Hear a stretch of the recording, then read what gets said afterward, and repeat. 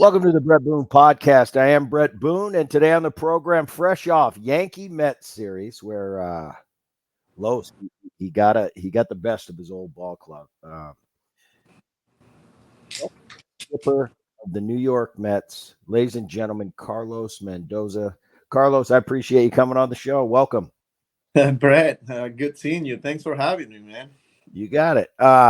Are we still calling it the Subway Series? Is that an accurate term? Is that what they're Yeah, calling it in New York? yeah, Yeah, Subway of Series. course, of course. Um, I mentioned at the top, you spent a lot of time with that Yankees organization. A lot of blood, sweat, and tears. And how weird was it coming to home plate with the lineup card of your old stomping ground? You're looking in the dugout. All I'm sure there's a ton of guys that you just left a year ago. Was it kind of surreal for you?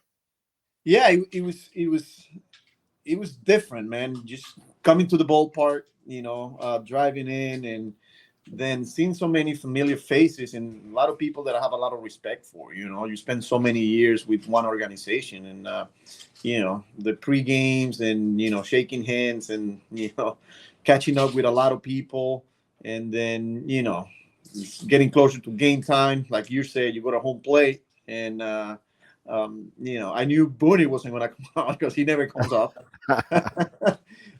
So yeah, like you said, you look across the dugout, and man, there's so many people that, like I said, you develop relationship throughout the years, and but here we are getting close to game time, right? And then our job is try and win a ball game just like they're doing it, right? So once first pitch is on, it's game on, and go get them. So but it was good to see obviously Booney and a lot of people from the Yankees organization. You make a great point, and it's you think about, you're just coming back, and obviously you've been there for the last 7 years at the big league level, and you just think of the players and the staff, obviously guys you were close with, but it goes beyond that. It goes when you walk in the tunnel, and that those guys that work in the tunnel and the security guards, those are the relationships. Even me, I'm getting old, but I remember a few years ago I was in New York and I came to see you guys play. I never played a game at New Yankee Stadium. All mine were at Old Yankee Stadium. But I walked into the tunnel, and it's 10 years later, and I'm running into guys that worked Old Yankee Stadium, and that's the cool part of it. It's like, oh man, how you doing? Booty, we haven't seen you for a long time. And I'm sitting there and I'm talking to him, and the question I asked them all the time was, all right, what do you like better, Old Yankee or new? Booney, you don't got to ask us that. Old Yankee Stadium's where it's at. So you mentioned that the relationships beyond just the guys in uniform, it goes really deep. Yeah, 100%. And you're right. Clubhouse attendance. Yeah. People that work so hard behind the scenes, and support staff.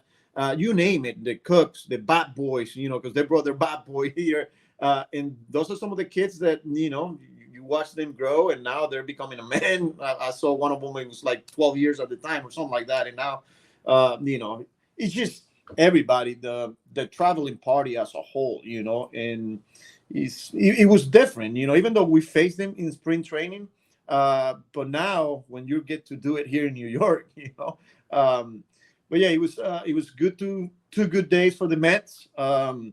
Obviously they have a really good team, the record says it, and we have a good team too here as well, so it was Yeah. fun. And now here we are getting ready for another series.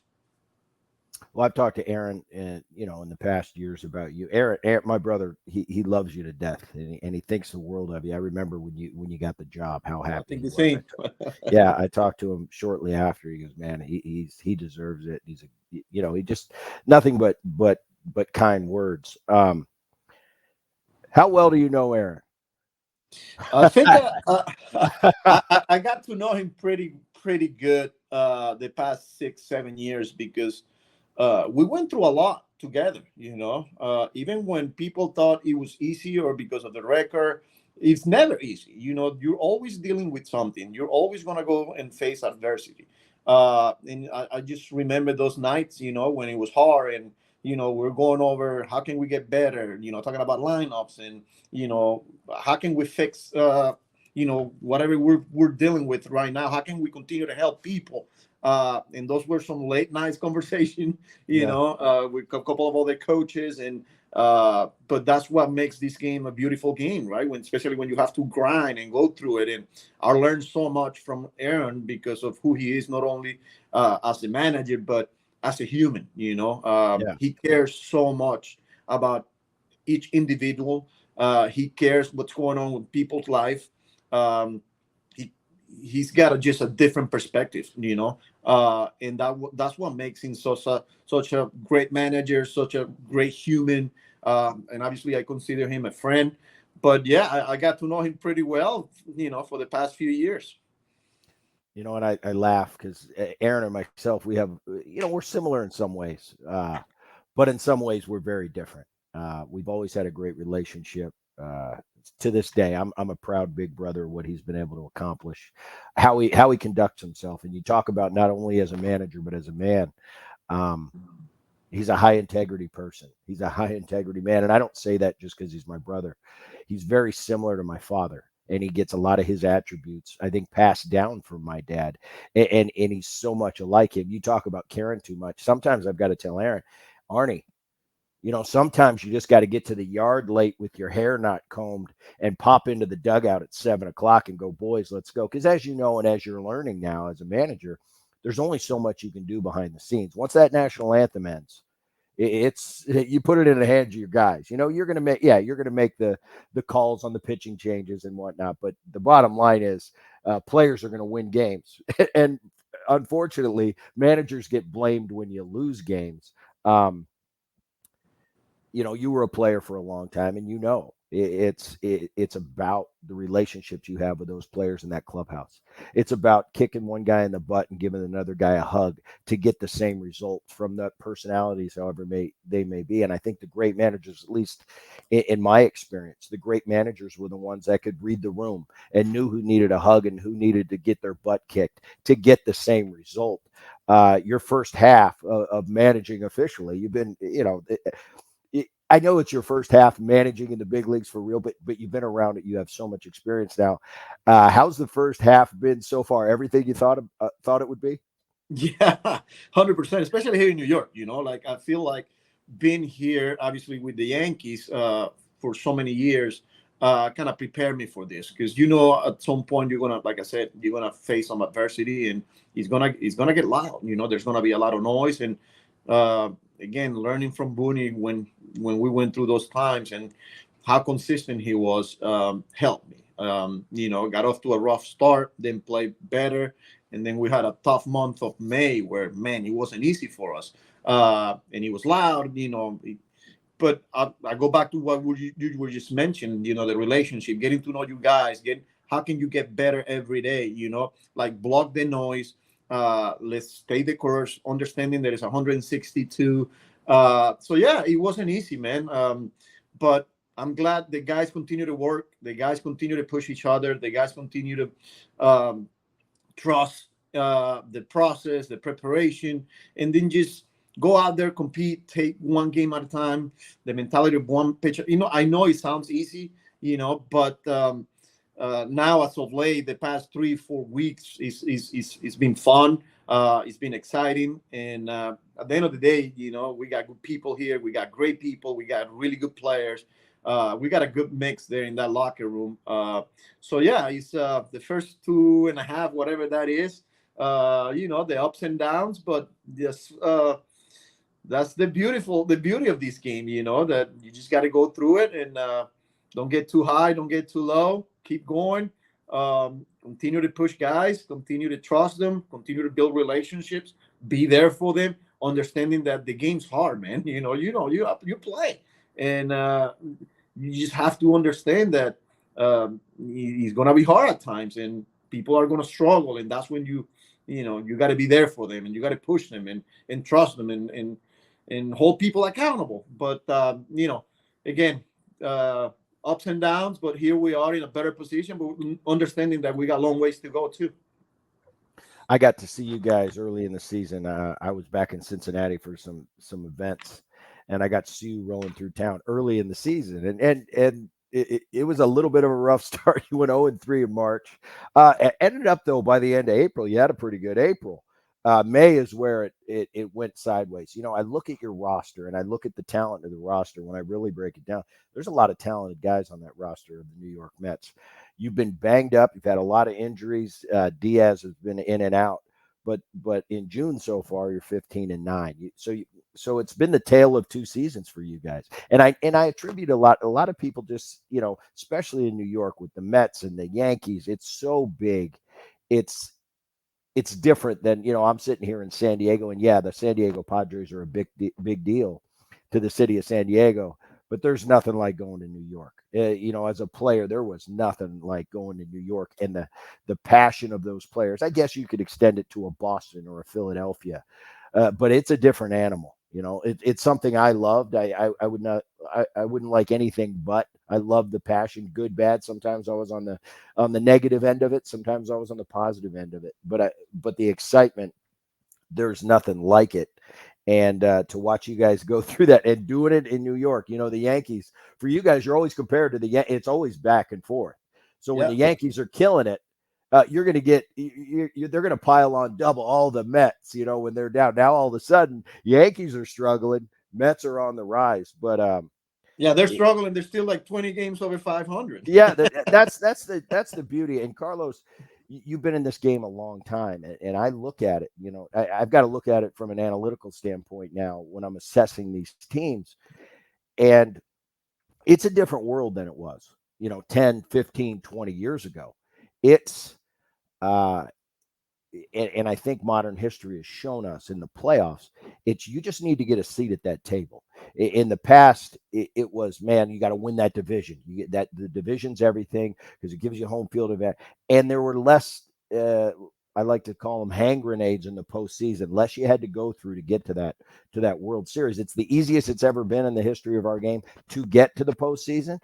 And I would argue that it's the toughest to win it all because you've got to win so many series.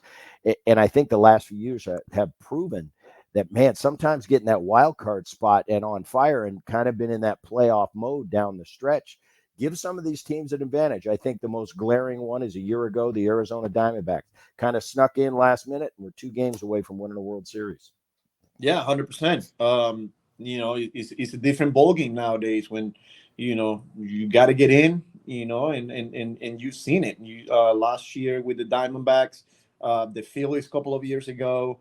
Man, we can go back to when the Nationals got in as a wild card too, and ended up winning the whole thing. So yeah, you're right. Because at times, you go on a run and want to, you win 100+ games and win the division easy, and then you have to wait, and then before you know it, you got to play a team that just got done, barely got in, goes out there for a wild card round and ends up winning, and then they're hot, and then there's momentum, and it's baseball. I mean, it's so unpredictable that you got to go in between the lines, go out, compete, and see what happens. So yeah, I mean, right now we got a great opportunity in front of us.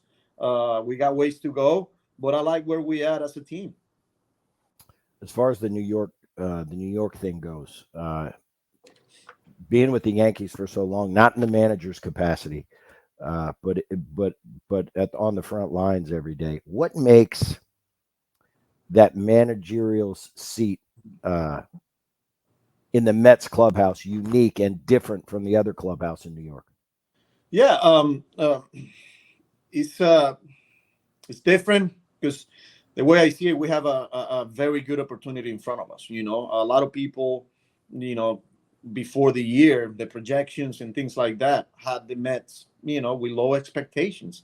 But deep inside, uh, we knew going into that, looking at the roster, we we got good players here, we got good people, and I think being with the Yankees, expectations are always World Series or bust. I'm not saying that that's not the case here with the Mets because the fan base is very, very passionate, is very intense, and they are expecting the New York Mets to win World Series, and that's what we're trying to accomplish here. Obviously, understanding that there's a process, and there's things that will get better in different areas, and I feel like we're doing a good job, top to bottom.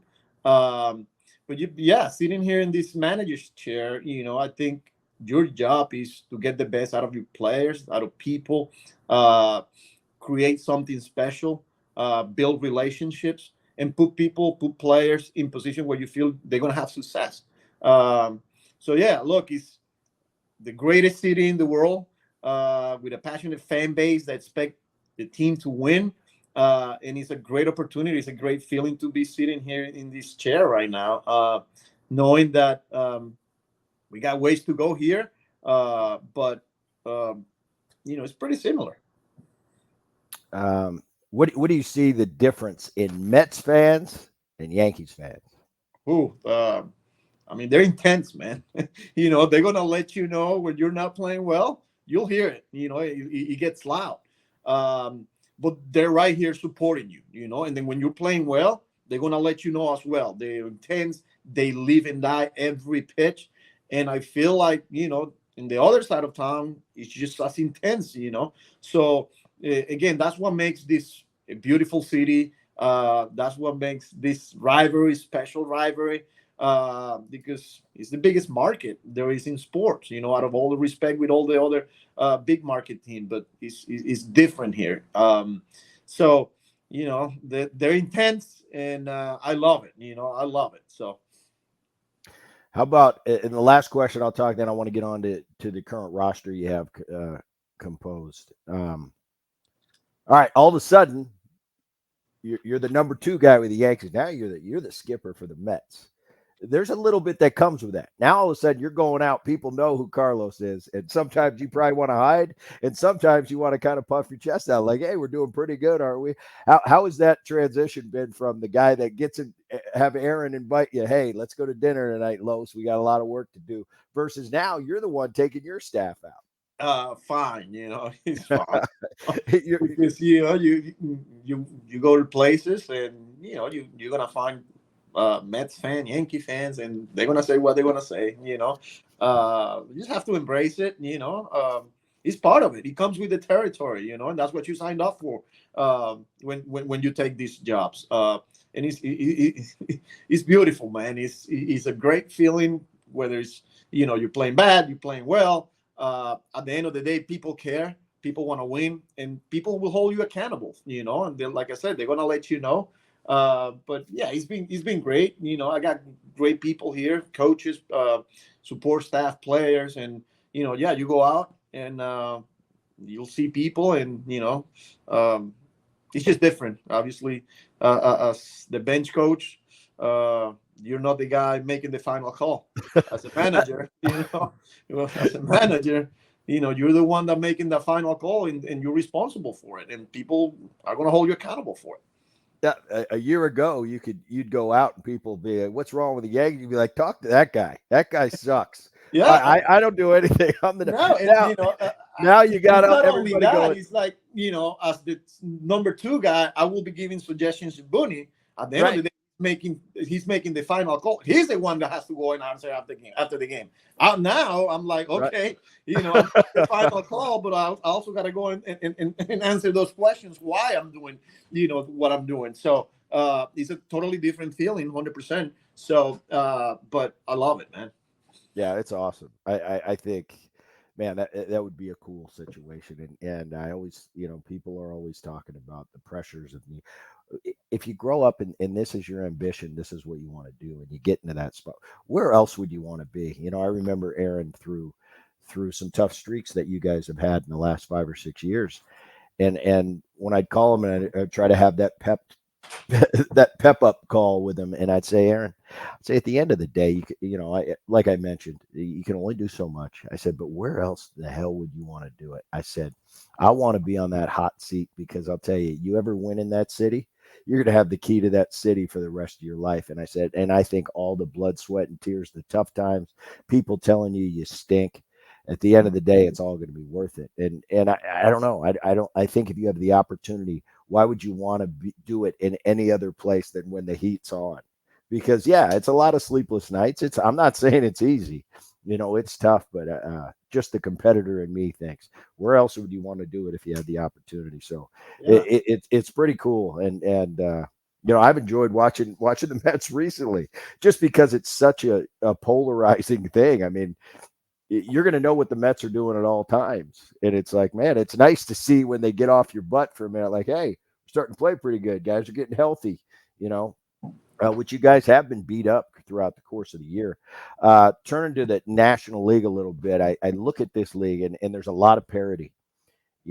As far as those six positions we're talking about, everybody's kind of bunched. You got Philly, who's kind of ran away and hit a little bit. They're a really talented team.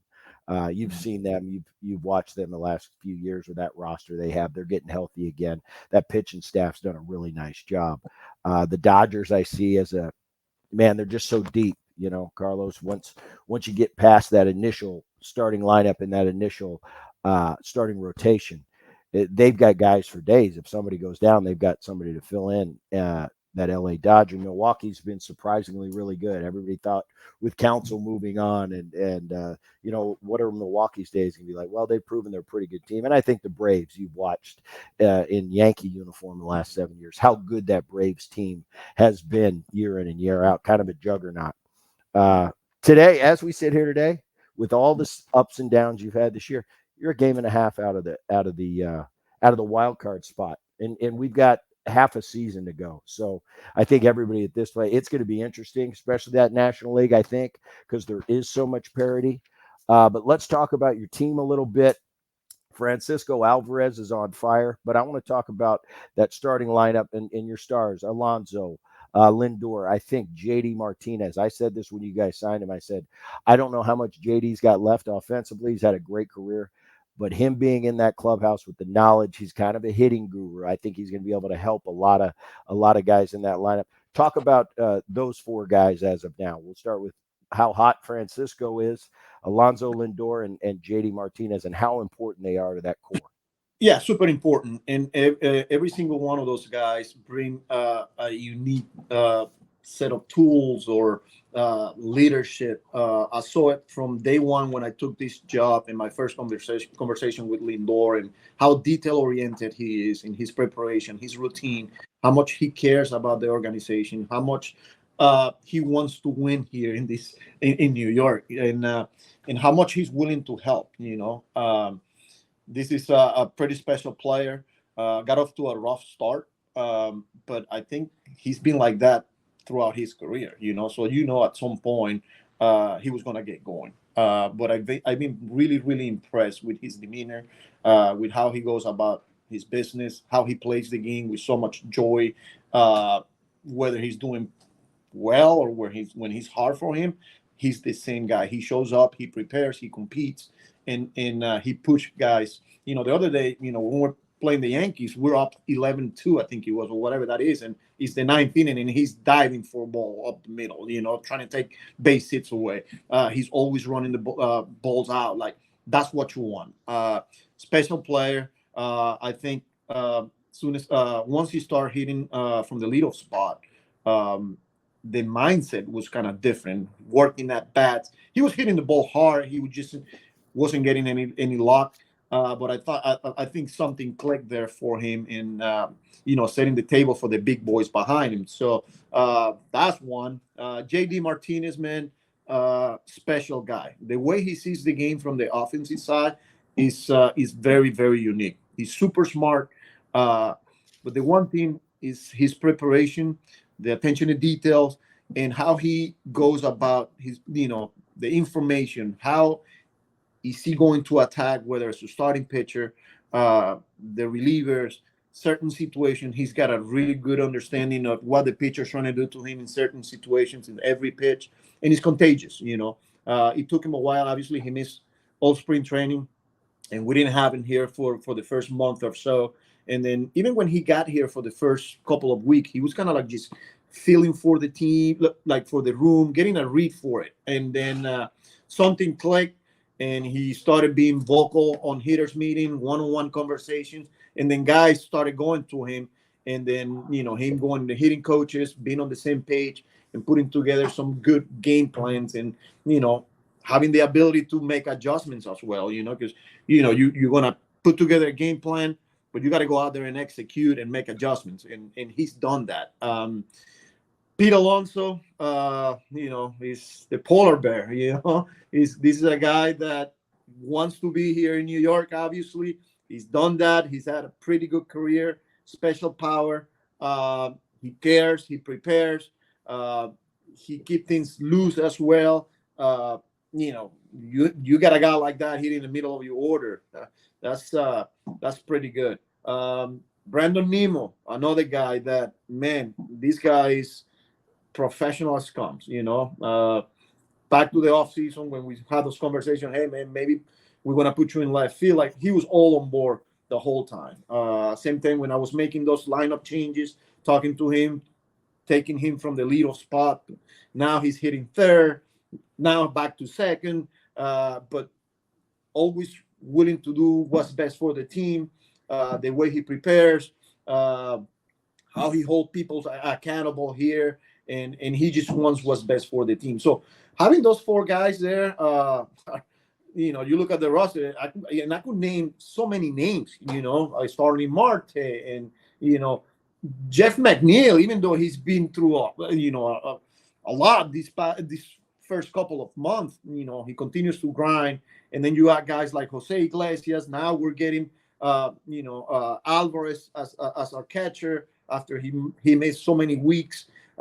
So yeah, it's a pretty deep roster, guys that have been in this league for a long time and having success. And then we also have a mix of young players. I mentioned Alvarez. We got a guy like Vientos now getting an opportunity to play third base.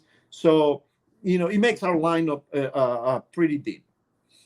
Yeah, and most importantly, and I'm sure you'd agree, is man, you got to keep these guys healthy. You've seen it on the Yankee side when you go down and you're missing a couple of your big boys. It's a completely different outcome on the field.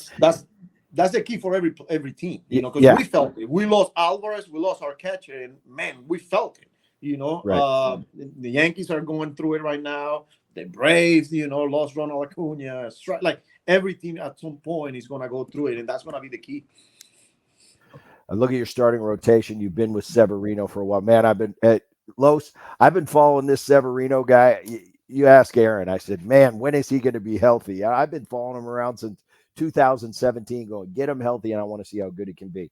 He's done a really good job for you at the top of that rotation. How important, and I'm reading about this, maybe a possible rehab stint for Senga next week. How important is that to really solidify that starting rotation? Oh, super important. We haven't been with our number one since first week of spring training. When you go into the season and you looking at big picture and what are the chances, and first week your number one goes down, that's a tough pill to swallow. But creating that mentality was like next man up. Like, we'll be fine. We got to get through it. We got to find a way. So that was the messaging from day one. But yeah, he threw a live EP yesterday, and then see how he is today and tomorrow. And hopefully the next step is rehab assignment next week, middle of next week. And he's trending on the right direction. If we can get him back and be and join our rotation with some of the other guys that are throwing the ball really well, it could be pretty scary. I like the depth that we have, not only here at the big league level, but AAA. We got some guys that are ready to come up and contribute and help this team win baseball games at any time. So Severino, you mentioned it. I know Sevy since he started his professional career with the Yankees. Watch him develop, get to the big leagues, and he's been through a lot, man. Especially the past couple of years, 2 or 3 years where injuries, and he wasn't the same. But now the biggest difference that I've seen from Sevy is his preparation. He's a mature player now, and I go back to the offseason. As soon as we signed him, this guy went to Driveline and how invested he was with our trainers, and his routine and how much he's paying attention to how his body's responding after every outing. He's getting his work in, and like I said, he's a guy that got hit in the face, got punched and got down, and now he's getting back up again. And I'm just excited. I'm very proud of what Sevy's doing for us this year. Go to the bullpen, and yeah, I'm not going to put this on you. I just laugh being a hitter, coming from the hitter standpoint. And Diaz, he got suspended the other day, but those pitchers, I'm laughing. I said, yeah, that's why I can't stand pitchers. They're always cheating as hitters. We can't catch them. And damn, what is the solution now? Is it the rosin? Is it the lotion? You can't keep it up. We were both hitters for a long time, and we know they're always up to something. I had guys on my own team up to something. But not to put you on the spot about that. On a serious note, how important is Diaz being healthy and the guy he's been in the past to really solidify that bullpen and give you guys a chance to go deep into that postseason? Yeah, that's the key. And look, not gonna lie, if Diaz is right, we're gonna be in a good spot. If Diaz is the guy that we all saw in 2022 and what we saw after he got hurt, we're gonna be right there in the middle, of the race. The month of May was hard for us. Why? Diaz struggled, and rightfully so. This is a guy that missed a whole year, 2023, with a major injury. Um, Quick wrapping up, obviously because of what he was dealing with his injury in his knee, and it was a struggle for him. I'm not making excuses for him, but never pitched with the clock. Because 2023 was the first year where the clock was in play, and he wasn't used to it. So blew some safe, and then he went down, and we felt it. We felt it because, like I said, it's a totally different ballgame, especially for me as a manager. You're managing when you know he's right and ready to go in the ninth. You're managing eighth inning. Like let's get the ball to him. Game is over. Went down, got him back, and he was a lot better. Like we saw some flashes of like, okay, this is the Diaz that we know. And then obviously that incident happened. We're going through it right now when we don't have him because he's serving his suspension. But for us to get to where we want to get, we need Edwin Diaz to be Edwin Diaz, and I'm pretty confident that we'll get the version of that guy here when we get him back. Super important for us, and I'm really looking forward to have him back here pretty soon. You come up, they changed the rules a few years ago, and I really like it. Not only as a player, ex-player, now as a fan and doing what I do. Uh, I like the way they changed that trading deadline. I think it puts the heat on organizations, and it really puts you in a box. Like, what are we going to do? A month ago, people were calling, well, where do you think Pete Alonso is going to end up? When the Mets were done. Now all of a sudden you're on the other side, and you're looking at, wait a minute, we keep going like this, we're going to be adding at the deadline. As a manager in that position, do you like the new rule where it's 2 months out? I just think it becomes more strategic. In years past, it's a month out, and it's like, well, a lot of the writing's on the wall. It's like you're either a playoff team or you're not. Now it makes you kind of in that position, especially if you're kind of around 500. Like, are we buyers? Are we sellers? How much do you look forward to that? And do you think it's good being a month earlier? Yeah, I think so. And again, with so many teams now in the race, and everything feels like, hey, we got a chance to get in. And it makes things, interesting. Because you don't know what teams are going to be doing, and like you said, things change quickly. It could be in a week, 2 weeks, and you're right in it, or like, man, you put yourself in a tough spot. So I think at the end of the day, you got to treat it one game at a time, one series at a time, and just control the things you can control. But I think it's great the fact that, hey, a lot of teams are right in it. We still got a few weeks before teams gonna have to make some difficult decisions, and then we'll go from there. But yeah, it's a different ballgame now with the new rules. All right, last question. I'll let you get out of here. I know you got a game to go to today. Who would I rather play for? Carlos Mendoza or Aaron Boone? And why? Wow, you're gonna put me on the spot. That's putting you on the spot, baby. Come on, you Yes. can say it. I won't show this to Aaron. He won't see it. He's going to be watching. He's excited that I had you on. He's like, yeah, and I know him. He'll sneak off and he'll watch this. Look, if I was a player, I would love to play for Boone. Obviously, I would like to play for Carlos Mendoza as well. Because at the end of the day, it's about people. It's about being a great human being. About caring for the all these individuals you come in contact with each and every day. How can you make an impact on a lot of different guys, a lot of different person, and that's what it comes down to: the relationships, the trust, the respect, bringing a joy to the game. And Aaron Boone brings that day in and day out. So as a player, man, I would like to play for him. I would like to play for Carlos Mendoza. So I'll give you. I'll play for both of them. For both. All right, man. Well, good luck tonight. Man, it's two hot teams tonight. You got Houston, Mets, two of the That's hottest right. teams in baseball.